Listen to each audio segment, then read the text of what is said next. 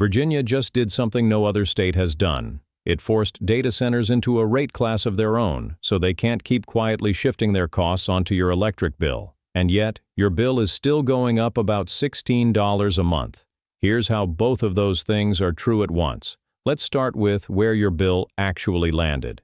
After the State Corporation Commission's decision, a typical Dominion Energy residential customer in Virginia now pays around $165 a month, up roughly $16. That increase is real, and it's already flowing through. But the more important story is what the regulators did to the people driving those costs in the first place. Here's the background. Virginia is the data center capital of the world. Northern Virginia alone handles a huge share of global internet traffic, and the number of data centers keeps climbing. Each one pulls enormous amounts of electricity, sometimes as much as a small city. And for years, the cost of building the grid to feed them, new lines, new substations, new generation, got blended into everybody's rates, meaning you, the residential customer, were partly paying to power the cloud. So when Dominion came in asking for more money, regulators pushed back on two fronts at once. First, the rate increase itself. Dominion requested roughly $1.2 billion. The Commission approved $775.6 million, well below the ask. They also trimmed the company's guaranteed profit margin, its return on equity, from the requested 10.4% down to 9.8%. And they deferred around $350 million in grid costs tied to speculative data center projects that might not even get built. In plain terms, regulators refuse to make you prepay for data centers that may never show up. Let me pause on that profit margin for a second, because it's one of the least understood parts of your bill. A utility like Dominion is a regulated monopoly. You can't shop for a different set of wires. In exchange for that monopoly, regulators let the company earn a fixed guaranteed rate of return on the money it invests in the grid.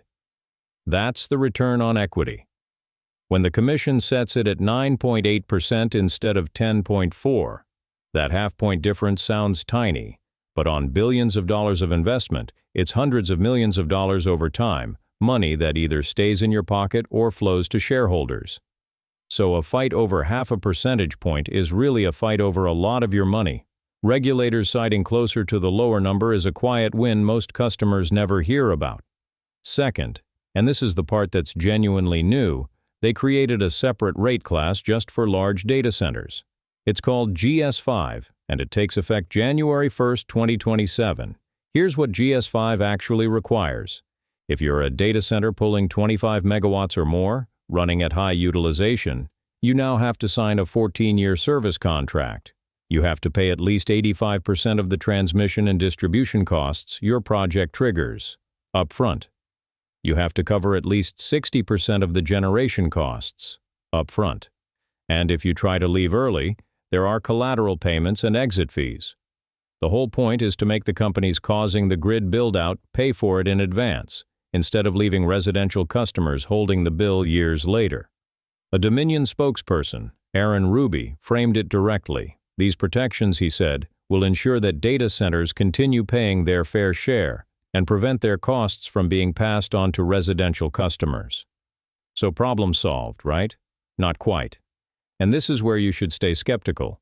Consumer advocates say it doesn't go far enough.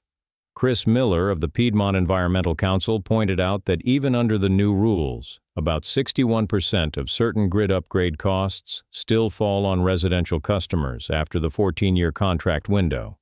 And Peter Anderson of Appalachian Voices put it bluntly. Residential customers, he said, should not be subsidizing these wealthy companies at all. The new rate class is progress. It is not a full fix. You are still to some degree helping pay to power the internet. It's worth grasping just how big this demand is, because the numbers are hard to picture. A single large data center campus can draw as much power as a small city, running flat out, 24 hours a day, every day. Northern Virginia has dozens of them, with more approved and more proposed. Utilities plan the grid years in advance. So when a wave of these projects lines up, the company has to build generation and transmission to match, and it wants to start charging for that build-out now.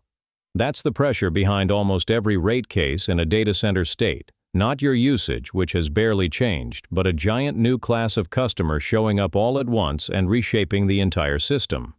The question every regulator now faces is simple to state and hard to answer. Who pays for the grid the data centers need, the data centers, or you? Now, why does this matter beyond Virginia? Because every state with a data center boom is watching. The core problem, demand from data centers growing faster than the grid, is the same force pushing up capacity prices across the entire eastern U.S. Virginia is just the first to build a dedicated rate class as a firewall. If it works, others will copy it. If it doesn't, you'll see the costs keep bleeding into ordinary bills. Let's bring it back to your household. Right now, the typical Dominion residential bill is about $165 a month, up about $16. That's the immediate hit. The GS5 rate class doesn't lower your bill. What it's designed to do is stop your future bills from climbing even faster as more data centers connect. It's less a discount and more a guardrail. Whether that guardrail holds depends on how the Commission enforces it and on how fast the data center wave keeps coming. So here's the honest summary. Virginia regulators cut Dominion's request by hundreds of millions, trimmed its profit, and built the country's first data center rate class to shield you from the build-out. That's a real win. But your bill still went up about $16 a month, and even the advocates who fought for these rules say residential customers are still subsidizing the industry. The date to watch is January 1, 2027, when GS5 kicks in, and the first big data center contracts get written under the new rules. That's when we'll find out whether the firewall actually holds. We'll be watching it. If your electric bill keeps rising, this channel breaks down a different utility every week. Subscribe and watch the next one right here.